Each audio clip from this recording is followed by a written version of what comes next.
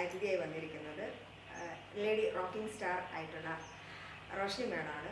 Roshni madam Kerala forest and wildlife ഡിപ്പാർട്ട്മെൻറ്റാണ് work ചെയ്യുന്നത്. നമുക്ക് മാഡത്തിനെ സ്വാഗതം ചെയ്യാം. വെൽക്കം.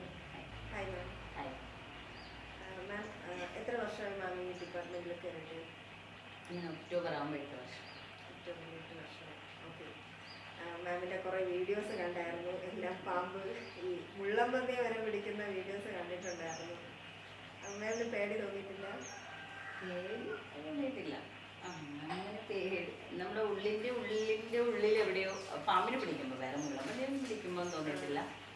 അത് ഒരു ചെറിയൊരിത് കാണും. എന്നാലും പക്ഷെ അങ്ങനെ നമുക്ക് ഇങ്ങനെ പേടിച്ചിട്ട് ഈ സ്ഥാനത്തിന് നമുക്ക് ഒരിക്കലും റെസ്ക്യൂ ചെയ്യാൻ നമ്മൾ സിനിമയിലൊക്കെ ലേഡി സ്റ്റാർസിനെ കണ്ടിട്ടുണ്ട്, പക്ഷേ ലൈഫിൽ അങ്ങനെയൊന്നുമില്ല. വലിയ സംഭവമൊന്നും അല്ല. പക്ഷേ എന്താണ്, നമ്മുടെ ഇടയിൽ ഒരു 99% പേർക്ക് പേടിയുള്ളൊരു ജീവിയാണ് പാമ്പ് എന്ന് പറയുന്നത്. അപ്പോൾ അതിനെ അത്രയും ഇതായിട്ട് റെസ്ക്യൂ ചെയ്യുന്നത് കൊണ്ടായിരിക്കാം അതിനോടൊരു ഇത് തോന്നുന്നത്. പ്രത്യേകത എങ്ങനെയാണ് മാം ഇതിലോട്ട് ഇങ്ങനെ തുടങ്ങിയത്? എങ്ങനെയാണ്? ഞാൻ വന്നിട്ട് ഡിപ്പാർട്ട്മെന്റിൽ വന്നതിന് ശേഷമാണ്. അതിന് മുമ്പൊന്നും ഉണ്ടായിട്ടില്ല. ഒരുപാട് ഇന്റർവ്യൂസ് ഞാൻ ചെയ്തിട്ടുണ്ട്. അപ്പോൾ എല്ലാത്തിലും ഇങ്ങനെ ചോദിക്കുന്നത് നേരത്തെ ഇങ്ങനെ ചെയ്തിട്ടുണ്ടോ എന്നാണ് ചോദിക്കുന്നത്. മീൻസ് ചെറുതിലേ തൊട്ട് അങ്ങനെയൊന്നും ചെയ്തിട്ടില്ല. ഡിപ്പാർട്ട്മെൻറ്റിൽ വന്നതിന് ശേഷമാണ് നമ്മുടെ ലൈസൻസ് കൊടുത്തിട്ട് ചെയ്യുന്ന, മീൻസ് നമ്മുടെ ഒരു സയൻറ്റിഫിക് റെസ്ക്യൂ ആണ് നമ്മൾ ചെയ്യുന്നത്. അപ്പോൾ അതിൽ ലൈസൻസ് നമ്മുടെ ഡിപ്പാർട്ട്മെൻറ്റ് തന്നെ കൊടുക്കുന്നുണ്ട്. അപ്പോൾ ഒരു ജസ്റ്റ് ഒരു ട്രെയിനിങ് അറ്റൻഡ് ചെയ്തിട്ട് അങ്ങനെ ലൈസൻസ് എടുത്ത് ഞാൻ എനിക്ക് 2021 മുതലാണ് ശരിക്കും ഞാനിങ്ങനെ തുടർച്ചയായിട്ട് റെസ്ക്യൂ ചെയ്യാൻ തുടങ്ങിയത്. 19 ലൈസൻസ് എടുക്കുന്നത്. 21 മുതലാണ് റെസ്ക്യൂ ചെയ്ത് തുടങ്ങുന്നത്. പിന്നെ തുടങ്ങിയപ്പോൾ തോന്നി പറ്റുന്നൊരു കാര്യമാണെന്ന് തോന്നി. പിന്നെ ഭയങ്കര ഒരു ഇൻട്രസ്റ്റ് ആയി. ഇപ്പം എന്താണ് ഭയങ്കര ഇഷ്ടമാണ്, ഒരു പാഷനായി മാറിയത്. അല്ല, ഇപ്പൊ ലൈസൻസ് എടുക്കുക എന്ന് പറഞ്ഞില്ലേ, അപ്പം മാമിന് താല്പര്യപ്പെട്ട് എടുത്തതാണോ അതോ? ഇല്ല, ഞാൻ താല്പര്യം അതെ അങ്ങനെയാണ്. മീൻസ് ഇങ്ങനെ ഒരു ലൈസൻസ് കൊടുക്കുന്നുണ്ട്. ഒരു എനിക്ക് തോന്നുന്നു നമ്മുടെ ഉത്തരവാദിത്ത കേസ് ആ സമയത്ത് കേട്ടിട്ടില്ലേ, പാമ്പിനെ കൊണ്ട് കടിച്ചു വന്നു. അപ്പോൾ ആ സമയത്താണ് ഈ പാമ്പുകളെ കൈവശം വയ്ക്കുന്നതിനും പാമ്പുകളെ തൊടുന്നതിന് പോലും സർക്കാർ ലൈസൻസ് വേണം എന്നുള്ളൊരു ഇത് കൊണ്ടുവരുന്നത്, നിയമം വന്നത്. അപ്പോഴാണ് ശരിക്കും ഈ ഫീൽഡിൽ ഒത്തിരി ആൾക്കാരുണ്ട്, ഒരുപാട് പേര്, നമ്മൾ അറിയുന്നവരും അറിയാത്തവരുമായിട്ട് ഒരുപാട് ആൾക്കാരുണ്ട്. അപ്പോൾ അവരെ എല്ലാം കൂടി ചേർത്തുകൊണ്ട്, പിന്നെ പുതുതായിട്ട് താല്പര്യമുണ്ടെങ്കിൽ അവരെയും കൂടിയൊക്കെ ചേർത്തുകൊണ്ട്, കാരണം പാമ്പ് കടിയിട്ടുള്ള മരണം വളരെ കൂടുതലായിരുന്നു. അപ്പോൾ അങ്ങനെ ശാസ്ത്രീയമായി എങ്ങനെ പാമ്പുകളെ റെസ്ക്യൂ ചെയ്യാം, കാരണം വെറുതെ ചെന്ന് പിടിച്ചു കഴിഞ്ഞാൽ എന്തായാലും കടിയേറ്റ് മരിക്കാനുള്ള സാധ്യതയുണ്ട്. അപ്പോൾ എങ്ങനെ സയൻറ്റിഫിക് ആയിട്ട് നമുക്ക് അതിനെ വേറൊരു അതിരുപദ്രവം ഉണ്ടാവരുത്, നമുക്ക് ബുദ്ധിമുട്ടുണ്ടാവരുത്, അങ്ങനെയാണ് ലൈസൻസ് കൊടുക്കുന്നത്. അപ്പോൾ ഇങ്ങനെ അറിഞ്ഞപ്പോൾ ഒരു താല്പര്യം തോന്നി, ചെയ്താലോ അറ്റൻഡ് ചെയ്താലോ എന്ന് തോന്നി, അങ്ങനെ പോയി ചേർന്നതാണ്. മീൻസ് അങ്ങനെ ഒരുപാടൊന്നും ഇല്ല, ഒരു ദിവസം ഇങ്ങനെ പറഞ്ഞു തരും, എന്നിട്ട് എടുത്തിട്ട് തരും, പിടിച്ച് കാണിച്ചു കൊടുക്കണം, അങ്ങനെയാണ്. അപ്പോൾ ഫസ്റ്റ് ടൈം പിടിച്ചപ്പോൾ എങ്ങനെ ഉണ്ടായിരുന്നു? ഒന്നും തോന്നിയില്ല. ഒരു മൂർഖനെയാണ് ഞാൻ ആദ്യമായിട്ട് വെച്ച് പിടിച്ചത്. അന്ന് റെസ്ക്യൂ ചെയ്ത് കാണിച്ചത് കോബ്രയായിരുന്നു. അപ്പോഴൊന്നും തോന്നിയില്ല. എനിക്ക് എന്താണെന്ന് എനിക്കിപ്പോൾ ഓർമ്മയില്ല, എന്തായിരുന്നു എൻ്റെ മനസ്സിലൊന്നും എനിക്ക് ഓർമ്മയില്ല. എത്രത്തോളം പാമ്പിനെ പിടിച്ചിട്ടുണ്ടെന്ന് ഒത്തിരിയാണ്. 1,600-ലധികം പാമ്പുകളെ ഇതുവരെ റെസ്ക്യൂ ചെയ്തിട്ടുണ്ട്. അപ്പോൾ നമ്മളെ കേരളത്തിൽ അങ്ങനെ വേറെ ആരും? കേരളത്തിൽ ഡിപ്പാർട്ട്മെൻറ്റിൽ കുറവാണ്. മീൻസ് നമ്മുടെ വനം വകുപ്പിൽ യൂണിഫോം സ്റ്റാഫ് പാമ്പിനെ എടുക്കുന്ന വനിതകൾ ഇല്ല, കുറവാണ്. അതെ. പിന്നെ ഇപ്പോൾ ഒരുപാട് പേർക്ക് ലൈസൻസ് കൊടുക്കുന്നുണ്ട്. പക്ഷേ കൊടുക്കുന്ന ഫീൽഡിൽ ഇറങ്ങി പിടിക്കാനുള്ളൊരു പല സാഹചര്യങ്ങളാണ്. ഒരു ഉള്ളിൽ പേടിയുള്ളവരുണ്ടാവും, ഫാമിലിയുടെ പ്രശ്നമുള്ളവരുണ്ടാവും. പിന്നെ അത്ര ഈസി അല്ല, അത് 100% പറയാം. നമ്മൾ ഫീൽഡിൽ നിന്ന് പാമ്പിനെ റെസ്ക്യൂ ചെയ്യുന്നത് നമുക്ക് വീഡിയോയിൽ കാണുമ്പോൾ ഈസി ആയിട്ട് തോന്നുന്നേ ഉള്ളൂ. പക്ഷെ അതിൻ്റെ പുറകിൽ ഒത്തിരി റിസ്ക് ഉണ്ട്. അങ്ങനെയല്ല, നമ്മള് പണ്ടൊക്കെ നമ്മൾ കണ്ടിട്ടുണ്ട്, ഇപ്പോൾ വാവ സൊല്യൂഷനൊക്കെ വന്ന് പാമ്പിനെ പിടിക്കുന്നുണ്ട്. പക്ഷെ അതൊക്കെ കല്ലിൻ്റെ ഇടയിൽ നിന്നൊക്കെ ഒരു എടുക്കുന്നത്. പക്ഷെ അടുത്ത പോലെ ആള് പെട്ടെന്ന് ഇങ്ങനെയൊക്കെ കാണുമ്പോഴത്തേക്കുള്ളൊരു പല സ്ഥലത്ത് ഒരുപാട് സ്ഥലത്ത് രാത്രി ഇന്ന് പകൽ അങ്ങനെയുള്ള വ്യത്യാസം. നമുക്ക് കൂടുതലും രാത്രിയാണ് കോൾ വരുന്നത്. പകലുണ്ടെങ്കിലും രാത്രി പെരുമ്പം പോലെയുള്ളതൊക്കെ രാത്രിയാണ് കൂടുതലും കോൾ വരുന്നത്. അപ്പോൾ ഈ രാത്രിയും പോയി നമ്മൾ ഇതിപ്പോൾ എവിടെയാണ് ഇരിക്കുന്നത് എന്നുള്ളതിന് നമുക്കങ്ങനെ നമുക്ക് വേണ്ടി സേഫായിട്ടൊരു സോണിലല്ല. ഇപ്പോൾ ഈ പറഞ്ഞ പോലെ കല്ലുകെട്ടി JCB കൊണ്ട് ഇടിച്ചു പൊളിച്ച് വരെ എടുത്തിട്ടുള്ള സാഹചര്യം ഉണ്ടായിട്ടുണ്ട്. അപ്പോൾ കല്ലിനിടയിലാവാം, കിണറിനകത്താകാം, വീടിനകത്താകാം, പറമ്പൂരയിലാവും, പട്ടിക്കൂടിനകത്താവാം, അങ്ങനെ പല ഇപ്പോൾ വെള്ളം പോണ ഓടയ്ക്കകത്താവാം. അങ്ങനെ ഒരുപാട് സാഹചര്യത്തിൽ നിന്ന് എടുത്തിട്ടുണ്ട്. അപ്പം അത് ഓരോന്നും ഓരോ എക്സ്പീരിയൻസ് ആണ്. ഓക്കെ. അല്ല, ഓഫ് ഡ്യൂട്ടിയിലായിരിക്കുന്ന ടൈമിൽ ഒക്കെ ആണെങ്കിൽ അങ്ങനെയില്ല, നമ്മൾ 24 മണിക്കൂർ ഓൺ ഡ്യൂട്ടിയാണ്. അതെ, നമ്മൾ ഫോഴ്സ് അല്ലേ, അപ്പോൾ 24/7 ആണ്. ഞാൻ റാപ്പിഡ് റെസ്പോൺസ് ടീമിലാണ്. നമുക്ക് 24 മണിക്കൂറും ഡ്യൂട്ടി ടൈമാണ്. അപ്പോൾ എപ്പോൾ വിളിച്ചാലും പോകും. അപ്പോൾ അല്ല, പേഴ്സണലി വിളിക്കാറുണ്ടോ? അല്ല, പേഴ്സണലി ഒരുപാട് കോൾ വരാം. അങ്ങനെ പോകാറുണ്ട്.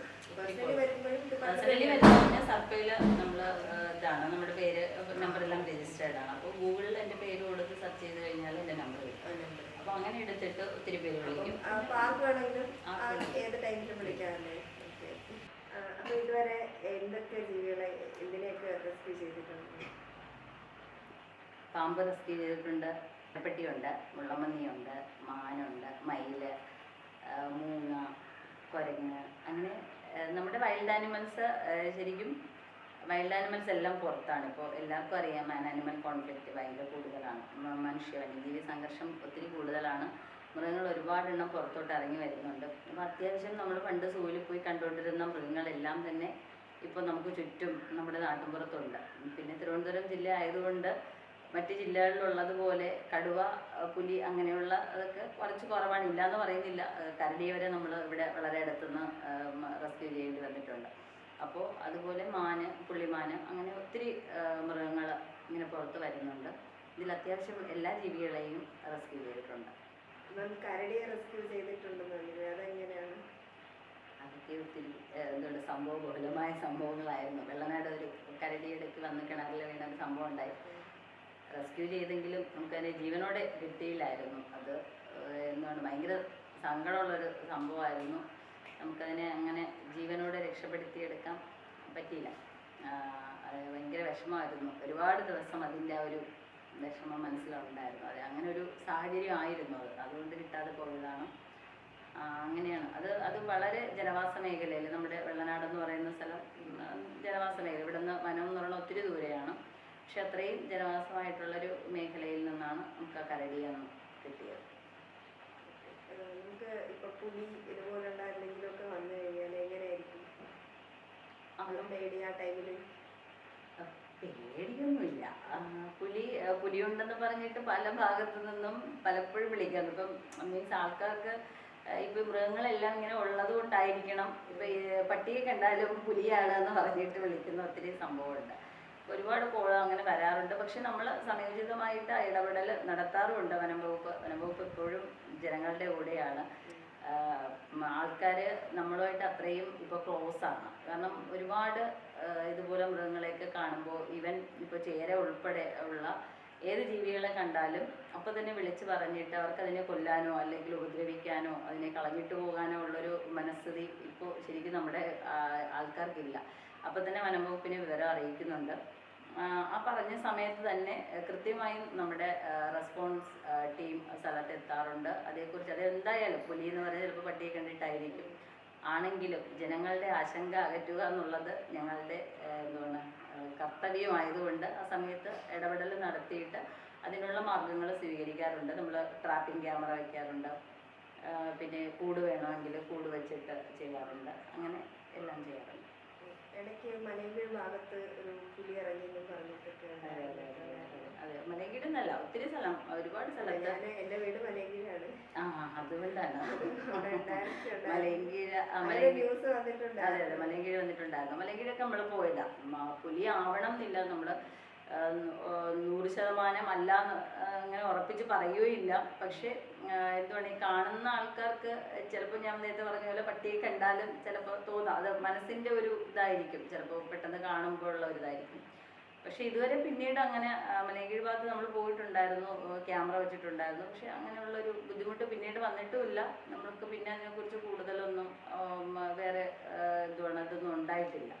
മാഡത്തിൻ്റെ ഫാമിലി അവരൊക്കെ എങ്ങനെയാണ്? ഈ പാമ്പ് ഇപ്പോൾ പിടിക്കുമ്പോഴത്തേക്ക് അവർക്ക് ഫാമിലി എന്ന് പറയുമ്പോൾ ഹസ്ബൻഡ്, കുട്ടികൾ, അമ്മ, അവർക്കൊക്കെ പേടി ഒക്കെ കാണും? എല്ലാവർക്കും പേടിയാണ്. സപ്പോർട്ട് കുഴപ്പമില്ല മീൻസ് ഹസ്ബൻഡ് സപ്പോർട്ടാണ്. മക്കളും വലിയ കുഴപ്പമില്ല. ഇപ്പം ചീത്ത പറയാറുണ്ട്. ഇപ്പോൾ കുറച്ച് വലുതായപ്പോഴും പറയാറുണ്ട്. അതെ, കുറച്ചുകൂടെ ഞാനത് പിടിക്കാൻ തുടങ്ങിയ സമയത്തൊന്നും വലിയ അറിവില്ലായിരുന്നു. ഇപ്പോൾ പറയണ്ട. കാരണം മൂത്തമ്മൻ ഇപ്പോൾ 10th കഴിഞ്ഞ് +1 17 വയസ്സായി. ഇളയ മോന് 8ാം ക്ലാസ്സിലാണ്. അപ്പം ഇപ്പോൾ പറയാറുണ്ട് അമ്മ എന്തിന് പോകുന്നതെന്നൊക്കെ ചോദിക്കും. രാത്രിയൊക്കെ ഞാൻ പോകുമ്പോഴത്തേക്ക് ചോദിക്കും. എന്നെ അമ്മ പേടിയാണ്, അമ്മയ്ക്ക് നല്ല പേടിയാണ്. മീൻസ് ഞാനിത് തുടങ്ങുന്ന സമയം എന്ന് പറയുന്നത് നമ്മുടെ ബാബ സുരേഷ് ലാസ്റ്റ് ടൈം പുള്ളിയെ കോട്ടയത്ത് വെച്ച് പാമ്പ് കടിച്ച സമയത്താണ് സയൻറ്റിഫിക് റെസ്ക്യൂ എന്നുള്ള രീതിയിൽ എന്നെ അറിയപ്പെടുന്നത്. അപ്പോൾ അതുകൊണ്ട് അങ്ങനെ ഒരു പേടി അമ്മയ്ക്കുണ്ടായിരുന്നു. അപ്പം കുറച്ച് നാൾ ഭയങ്കര ബുദ്ധിമുട്ടായിരുന്നു. പിന്നെ എന്നോട് പറഞ്ഞിട്ട് കാര്യമില്ല എന്ന് തോന്നിയത് കൊണ്ട് അമ്മയായിട്ട് തന്നെ അതങ്ങ് മതിയാക്കിയതാണ്. പിന്നെ ഹസ്ബൻഡ് സർക്കാർ ഉദ്യോഗസ്ഥനാണ്, സാധാരണ സ്പെഷ്യൽ ഗ്രേഡ് കൊടുക്കുകയാണ്. ഇതുവരെ അങ്ങനെ പറഞ്ഞിട്ടില്ല, പോണ്ട എന്ന് പറഞ്ഞിട്ടില്ല. അതെ, പേടിയുണ്ട് പാമ്പിനെ പേടിയാണ്. ഞാൻ രാത്രിയൊക്കെ എടുത്തോണ്ട് വരുമ്പോഴേക്ക് കാണുമ്പോഴേക്കാണ് വീട്ടിലൊക്കെ കൊണ്ടുവന്നിട്ടുണ്ട്. രാത്രി ചിലപ്പോൾ 12 മണി 1 മണി സമയത്തൊക്കെ ആണെങ്കിൽ ഞാൻ പോയി എടുത്തിട്ട് പിന്നെ അങ്ങ് ഓഫീസിൽ പോകാൻ ചിലപ്പോൾ ബുദ്ധിമുട്ടായിരിക്കും. ഒരുപാട് രാത്രിയൊക്കെ ഒറ്റയ്ക്കൊക്കെ ആയിരിക്കും ഞാൻ പോയി വരുന്നത്. അപ്പോൾ അങ്ങനെയാണെങ്കിൽ കൊണ്ടുവന്നിട്ട് പിന്നെ അടുത്ത ഓഫീസിലോട്ട് പോകുമ്പോഴാണ് ഞാൻ കൂടുതലും മീൻസ് ഡ്യൂട്ടി ഓഫീസിലാണെങ്കിൽ സ്റ്റാഫ് കാണും, അവിടുന്ന് ആൾക്കാരാണ്. പക്ഷെ അല്ലാതെ ഇതുപോലെ രാത്രി വീട്ടിലായിട്ടുള്ള സമയമാണെങ്കിൽ, രാത്രിയിൽ പകലെപ്പോഴെങ്കിലും വീട്ടിലുള്ള സമയത്താണെങ്കിൽ ഒറ്റയ്ക്കാണ്. ഭയങ്കര ബുദ്ധിമുട്ടായിരിക്കില്ലേ? കുഴപ്പമില്ല, എന്നാലും ദൂരമൊക്കെ ഞാൻ പോകും. ഞാൻ എൻ്റെ വണ്ടിയിൽ പോകും. വണ്ടിയിൽ പോയിട്ട് അപ്പോൾ വീട്ടിൽ കൊണ്ടുവരുമ്പോൾ വീട്ടിൽ പേടിയില്ല? അങ്ങനെ വലിയ കുഴപ്പമില്ല. മീൻസ് ഞാൻ പറഞ്ഞില്ലേ പേടിയാണ്. പിന്നെ നമുക്കത് സേഫായിട്ട് വെക്കാനുള്ള അത് വെച്ചിട്ടുണ്ട്. അപ്പോൾ കൊണ്ടുവന്നിട്ട് ഓഫീസിലോട്ട് പോകുമ്പോൾ അപ്പം തന്നെ കൊണ്ടുപോയിട്ട് പിന്നെ നമ്മൾ അവിടെ നിന്ന് കൊണ്ടുപോയി റിലീസ് ചെയ്യുകയാണ് ചെയ്യുന്നത്. ഒരുപാട് നമ്മൾ വച്ചേക്കാറില്ല, അതിനൊന്നും എടുത്തിട്ട് അധിക സമയം സൂക്ഷിക്കാറില്ല. മാക്സിമം എത്ര പെട്ടെന്ന് അതിനെ റിലീസ് ചെയ്ത് വനത്തിൽ വിടാൻ പറ്റുമോ അത്രയും പെട്ടെന്ന് റിലീസ് ചെയ്യും. ഓക്കെ, നമ്മൾ ഈ ഫീൽഡിൽ നിൽക്കുമ്പോഴത്തേക്കും പെട്ടെന്ന് കാണുമ്പോൾ പക്ഷേ ഇത്രയും സുന്ദരിയാണ് എന്ന് വിചാരിച്ചില്ല. പക്ഷെ ഇടയ്ക്ക് ഫോട്ടോഷൂട്ടൊക്കെ ചെയ്യാറുണ്ടല്ലേ? ഫോട്ടോഷൂട്ട് അങ്ങനെ ഇതായിട്ടൊന്നും ചെയ്യാറില്ല. ഇഷ്ടമാണ്.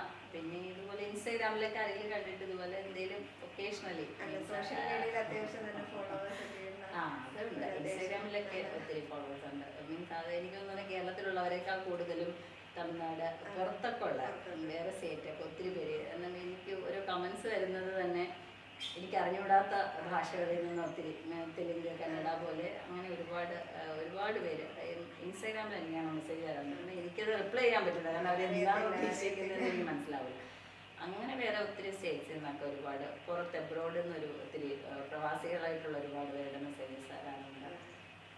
ആൾക്കാരുടെ ആ ഒരു സ്നേഹം, സപ്പോർട്ട് അതുണ്ട്. അപ്പോൾ അങ്ങനെ എന്തെങ്കിലും മീൻസ് ഓണം, വിഷു അതുപോലെയൊക്കെയുള്ള ഇതിന് ഇതുപോലെ ഫോട്ടോ എടുത്ത് വെറുതെ ഒരു ഇഷ്ടം കൊണ്ട് ചെയ്യുന്ന അത്രേ ഉള്ളൂ. അല്ല, നമ്മളിപ്പോൾ പെട്ടെന്ന് ഒരാളെ കാണുമ്പോഴത്തേക്കുള്ള അപ്പിയറൻസും അതേസമയം ചെയ്യുന്ന ഡ്യൂട്ടിയുമായിട്ട് ആ ഒരു ഡിഫറൻസ് ഉണ്ട്. അത് ഒരുപാട് പേരും മീൻസ് ഞാനിപ്പോൾ എന്തുവാണ് ഞാൻ ഇങ്ങനെ ഇപ്പോൾ സാരി ഉടുത്ത് ഇങ്ങനെ ഫോട്ടോ എടുത്ത് അങ്ങനെ ഇടാറുണ്ട്.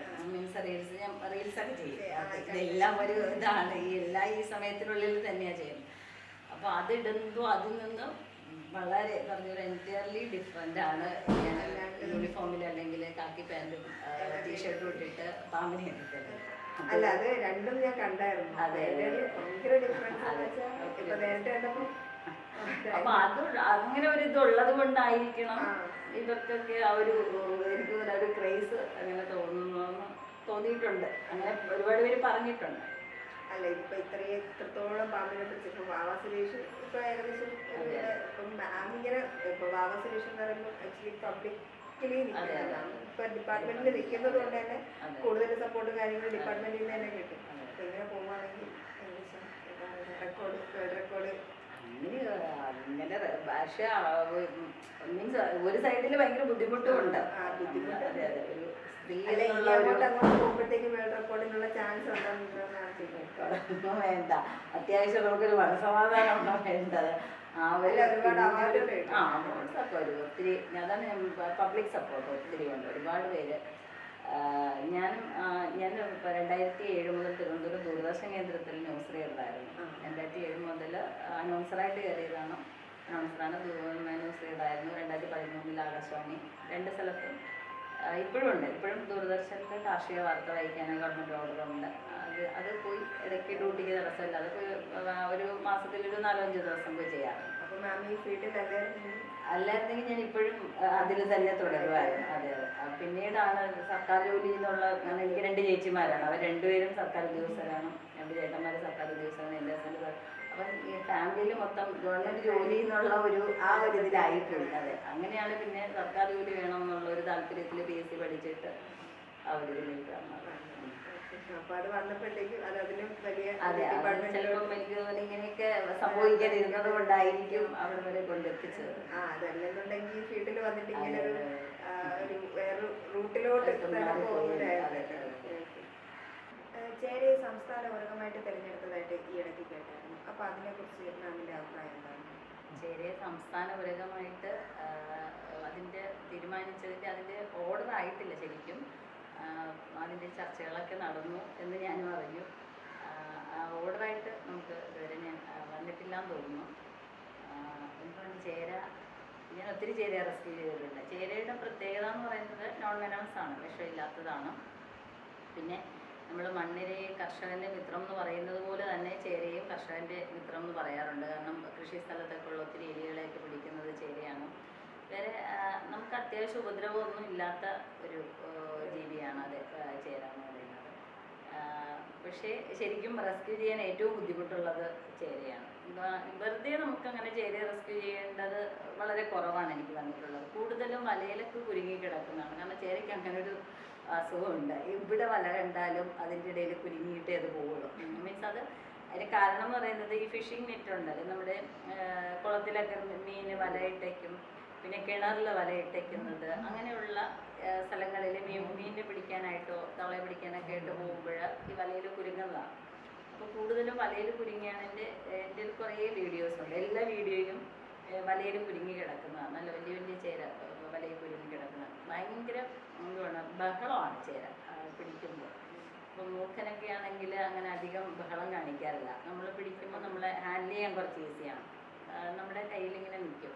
പക്ഷെ ചേര അങ്ങനെയല്ല. എൻ്റെ ഇപ്പോൾ ലാസ്റ്റ് ഒരു വീഡിയോ കിടപ്പുണ്ട്. അതിലിങ്ങനെ പമ്പരം കറങ്ങുന്ന പോലെയാണ് ചേര കറങ്ങുന്നത്. കാരണം ചേര നമ്മളെ കണ്ടു കഴിഞ്ഞാൽ ഇങ്ങനെ റോക്കറ്റ് പോകുന്നത് പോലെ പാഞ്ഞങ്ങ് പോകും. അതെ, നമുക്കിങ്ങനെ പിടിക്കേണ്ട ഒരു അവസ്ഥ ഒരിക്കലും ഉണ്ടാക്കില്ല. പക്ഷേ ഈ വലയിലൊക്കെ കുരുങ്ങി കിടക്കുമ്പോൾ വേറെ നിവർത്തിയില്ലാത്തത് കൊണ്ടാണ് പിന്നെ നമുക്കത് കട്ട് ചെയ്ത് വിടേണ്ടി വരുന്നത്.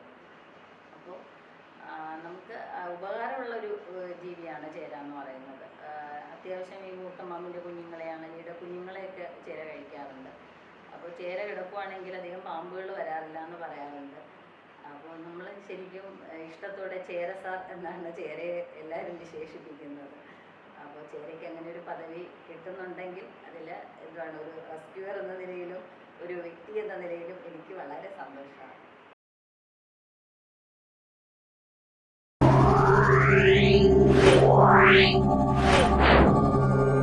Yeah.